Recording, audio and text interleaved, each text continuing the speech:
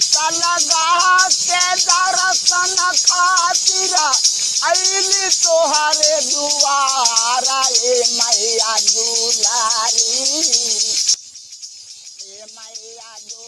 গান শুনতে শুনতেই চলুন টুক করে টিবেটান টেম্পলটা একবার দেখে নিই।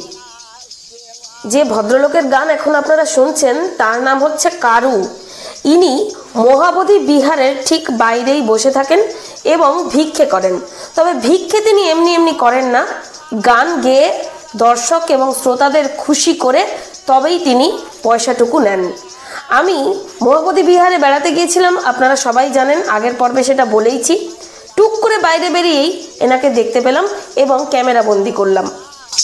बाजारा सेवाड़ा ए मैया दुलारी खोली दाना बाजारा सेवा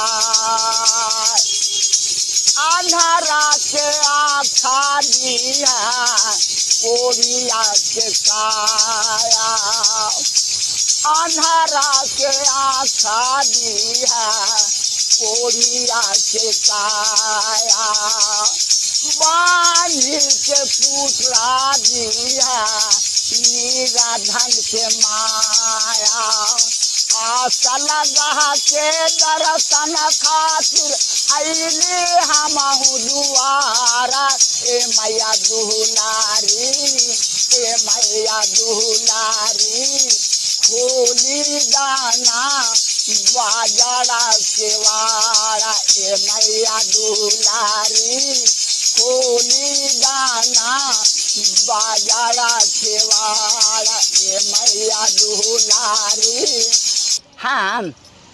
हम तो यहीं रहते हैं, बगल में मकान है मेरा।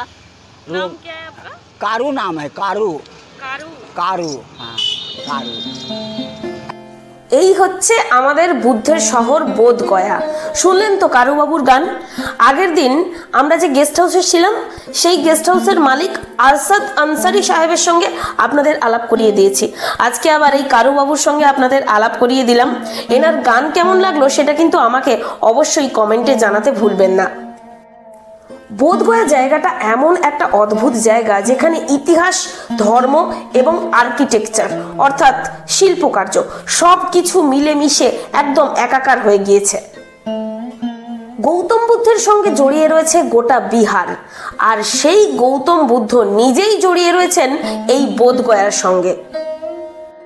গৌতম বুদ্ধের জন্যই এই জায়গাটার নাম জনপ্রিয়তার শিখরে পৌঁছে গেছে একথা ঠিক, কিন্তু শুধুমাত্র গৌতম বুদ্ধই নন, গৌতম বুদ্ধের পরবর্তীকালে নাগার্জুন সহ একাধিক পণ্ডিত মুনি ঋষিরা এখানে এসেছেন এবং এখানেই তাদের জ্ঞান প্রাপ্তি ঘটেছে। এরপরে তো চীন, নেপাল, ভুটান, তিব্বতের বুদ্ধিজীবীরা পর্যন্ত এই জায়গায় এসেছেন এবং জনে জনে গবেষণা পর্যন্ত করে গিয়েছেন। বোধগয়ার রাস্তাঘাটে আপনি প্রচুর বিদেশি মানুষ দেখতে পাবেন, তার কারণ এখনো পর্যন্ত বিদেশ থেকে বহু মানুষ আসছেন এবং এখানে তারা থেকে গবেষণা পর্যন্ত করছেন। আসলে বুদ্ধের যে নীতি, যে আচরণ, সেটা এতই সহজতর ছিল যে সাধারণ মানুষের পক্ষে সেটা দ্রুত অনুসরণ করা খুব সহজ হয়ে গিয়েছিল। সেই জন্যই হয়তো গৌতম বুদ্ধের ডাকে বহু মানুষ সাড়া দিয়েছিলেন। এখন আমরা চারিদিকেই দেখছি হিংসা, নৃশংস একটা পরিবেশ, চারিদিকে যুদ্ধ চলছে। অথচ দেখুন, সেই কবে বুদ্ধ জন্মগ্রহণ করেছিলেন 2600 বছর আগে, তিনি গোটা মানবতার কাছে যে শান্তির বাণী দিয়েছিলেন সেটা কিন্তু এই আধুনিক সাম্প্রতিক কালেও সমানভাবে গ্রহণযোগ্য। বিশ্বের অনেক জায়গায় বেড়াতে গেলেই দেখা যাবে যে সেখানে একটা করে বুদ্ধ মনাস্ট্রি রয়েছে। বুদ্ধ যে সময় জন্মেছিলেন সেই সময় বিভিন্ন রাজাদের মধ্যে যুদ্ধ চলতো, সব সময় যুদ্ধ চলতো, কিন্তু সেই নৃশংস রাজারাও গৌতম বুদ্ধের ম্যাজিকে কাবু হয়ে গিয়েছিলেন। এখন প্রশ্ন উঠছে যে কি এমন ছিল এই গৌতম বুদ্ধ নামক মানুষটার মধ্যে যে এত নৃশংস সহিংস রাজারাও তার ম্যাজিকে কাবু হয়ে গেলেন, তার শান্তির বাণীতে তারা সারেন্ডার করলেন। কি ছিল এই মানুষটার মধ্যে? আসলে জীবনকে দেখার, জীবনকে অনুভব করার, জীবনে বাঁচার যে সহজ পথ তিনি সবাইকে অনুসরণ করতে বলেছিলেন, সেটাই সাধারণ মানুষের কাছে অত্যন্ত জনপ্রিয় হয়ে গিয়েছিল। এবং যে শান্তির বার্তা তিনি ছড়িয়ে দিতে চেয়েছিলেন গোটা বিশ্বে, সেটাই রক্ত দেখে দেখে বোর হয়ে যাওয়া রাজাদের কাছে জনপ্রিয় হয়ে দাঁড়িয়েছিল। আসলে গৌতম বুদ্ধ যে জমানায় জন্মেছিলেন সেই সময় জাতিবাদের একটা মারাত্মক প্রভাব ছিল এই গোটা ভারত জুড়ে, সেটা আমরা জানি। তো সেই জাতিবাদের বিরুদ্ধে গোটা সমাজকে মাথা তুলে বাঁচতে যিনি শিখিয়েছিলেন তিনিই হলেন গৌতম বুদ্ধ। এবারে প্রজাদের কাছে তিনি যতই প্রিয় হয়ে উঠতে লাগলেন, আপামর জনতার কাছে তিনি যতই ভগবান হিসেবে প্রচারিত হতে থাকলেন, তখনই কিন্তু রাজারা একের পর এক তার ডাকে সাড়া দিতে লাগলেন। তবে অবশ্যই কাজটা এতটা সহজ ছিল না মোটেই। আজকের যুগে এখানে বসে বসে আমরা যতটা ভাবছি, এই কাজটা মারাত্মকভাবে সেই জমানায় কঠিন ছিল। বোধগয়াকে বিহারের আধ্যাত্মিক রাজধানীও বলা হয়। নভেম্বর থেকে মার্চ পর্যন্ত এই জায়গার যে টেম্পারেচার সেটা খুব সুন্দর থাকে। সুতরাং কেউ যদি মনে করেন এখানে আসবেন, তাহলে আমি অনুরোধ করব ওই সময়টাই বেছে এখানে আসুন। আমার ব্যক্তিগত অভিমত থেকে আমি বলতে চাই যে এই যে মনাস্ট্রিগুলো এখানে রয়েছে, এখানে ধর্ম বিষয়টা অনেকটা সাবলীল, এবং যেমনটা আমরা বৌদ্ধ ধর্মেও দেখতে পাই যে ধর্মাচরণের যে বিষয়গুলো সেগুলো অনেকটা সহজ এবং সুন্দর। সেই জন্য কোনো জটিলতা না রেখেই প্রচুর মানুষ এই ধর্মটা অনুসরণ করতে পারেন। এই যে মনাস্ট্রিগুলো এখন আমি স্ক্রিনে আপনাদেরকে দেখাচ্ছি, এখানে ঢুকতে হলে শুধুমাত্র আপনাকে টাইমিংটা দেখে আসতে হবে আর পরিষ্কার পরিচ্ছন্নতাটা বজায় রাখতে হবে। এছাড়া কিন্তু এখানে ঢোকার জন্য কোনো নিয়ম কানুন নেই, কোনো ভিড় ভাট্টা নেই, কোনো ধাক্কাধাক্কি নেই। আপনাকে কেউ এখানে জোর করে পয়সা চাইবে না, কেউ বলবে না যে পুজো এক্ষুনি দিতেই হবে, না দিলে এই হবে ওই হবে, এরকম কোনো পান্ডা বা কোনো কমার্শিয়াল ব্যাপার কিন্তু এখানে নেই। এবার আমি আপনাদেরকে নিয়ে যাচ্ছি আর্কিওলজিক্যাল সার্ভে অফ ইন্ডিয়ার একটা মিউজিয়াম রয়েছে এখানে। আমি যখন গেছি তখন কিন্তু এটা বন্ধ। আপনারা যদি যান বোধগয়ায় তাহলে অবশ্যই এই মিউজিয়ামটা একবার ঘুরে আসতে পারেন। মিউজিয়ামে যা যা কিছু থাকে এখানে সব কিছুই মোটামুটি আছে। যেহেতু এটা হচ্ছে আর্কিওলজিক্যাল মিউজিয়াম, সেহেতু এখানে আপনারা পুরো বোধগয়ার যে ইতিহাসের যে খণ্ডচিত্র সেটা কিন্তু পেয়ে যাবেন। সবচেয়ে উল্লেখযোগ্য যে বিষয়টা বোধগয়ায়, সেটা হচ্ছে জায়ান্ট বুদ্ধকে দেখার অভিজ্ঞতা। তো চলুন একটু জায়ান্ট বুদ্ধকে দেখি এবং তার সম্পর্কে টুকটাক তথ্য কিছু জেনে নিই।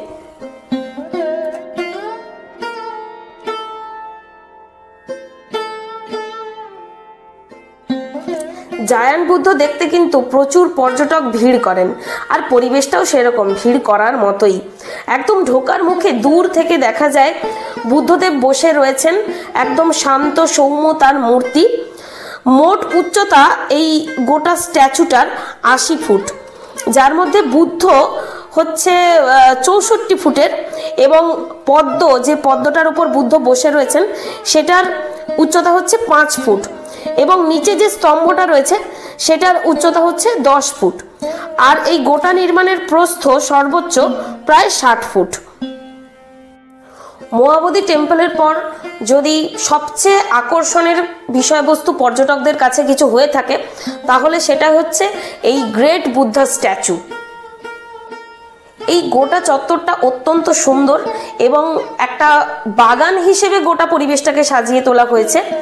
ঢোকার মুখেই কিছু ধর্মীয় বিষয়বস্তু আমি দেখতে পেলাম, যেটার মানে সঠিক তাৎপর্য আমি উপলব্ধি করতে পারিনি, কারণ বৌদ্ধ ধর্ম সম্পর্কে আমার যে জ্ঞান সেটা প্রায় নেই বললেই চলে। এই যে গোটা নির্মাণ, এই নির্মাণের সামনে দিয়ে যে রাস্তাটা চলে গেছে সেই রাস্তাটাকে বলা হয় টেম্পল স্ট্রিট। টেম্পল স্ট্রিটের একদম শেষ প্রান্তে একটা বাগান তৈরি করা হয়েছে। বাগানের ঠিক মাঝ বরাবর বুদ্ধের এই স্ট্যাচুটা প্রতিষ্ঠা করা হয়েছে, এবং বুদ্ধের চারপাশে তার 10 জন প্রধান শিষ্যের মূর্তি তৈরি রয়েছে। এই যে সমগ্র নির্মাণ, এটার পুরোটাই হচ্ছে পাথর দিয়ে তৈরি। যেটা শোনা যায় যে এই গোটা নির্মাণটা কমপ্লিট করতে প্রায় 7 বছর সময় লাগে, এবং এটি বেলে পাথর আর লাল গ্রানাইট ব্লকের সংমিশ্রণ করে তারপরে তৈরি করা হয়েছে। মূর্তির ভেতরে একটি সিঁড়ি রয়েছে, আসলে ভেতরটা হচ্ছে সম্পূর্ণভাবে ফাঁপা। সেই ফাঁপা অংশের মধ্যে দিয়ে একটা সিঁড়ি নেমে গেছে, যেটা তার একদম মানে নিচু জায়গা থেকে একদম ওপর পর্যন্ত মানে উঠে গেছে। তারপর ধীরে ধীরে বেলা পড়ে এলো, সূর্যাস্ত হচ্ছে এই সময়। আর সূর্য যখন অস্ত যাচ্ছে তখন সেই আলোতে এই গৌতম বুদ্ধের যে মূর্তি, এই যে সমাহিত রূপ, মানে দেখতে জাস্ট অসাধারণ লাগছিল। শেষবারের মতো একদম ছবিটা ক্যাপচার করে এবারে ফের হোটেলের দিকে আমরা পা বাড়ালাম। বৌদ্ধ ধর্মাবলম্বীদের কাছে বোধগয়া একটি গুরুত্বপূর্ণ তীর্থস্থান। হিন্দুরা আবার বুদ্ধকে অবতার হিসেবে পুজো করেন। আমরা শুরু করেছিলাম মহাবোধি মহাবিহার দিয়ে, আর শেষ করলাম জায়ান্ট বুদ্ধ স্ট্যাচু দিয়ে, যেটা আমার ঠিক পেছনেই আপনারা দেখতে পাচ্ছেন। গোটা বোধগয়া জুড়ে মূলত বুদ্ধ এবং তার জীবনকে কেন্দ্র করেই সব কিছু চলছে। তবে এখন শুধুমাত্র তার জীবন ও আদর্শ দিয়েই আর কাজ চলে না। এখানে প্রতিটা অলিগলিতে যেভাবে মনাস্ট্রি এবং বৌদ্ধ কেন্দ্র গড়ে উঠেছে, আর সেটাকে কেন্দ্র করে আশেপাশে বহু লোকের রুটিরুজি চলছে, তাই বলা যায় এখন বোধগয়াতে মোটামুটি গৌতম বুদ্ধের বাণিজ্যিকীকরণ হয়ে গিয়েছে। এই পুরো ভিডিওটা আপনাদের কেমন লাগলো অবশ্যই আমাকে জানাবেন কমেন্টের মাধ্যমে।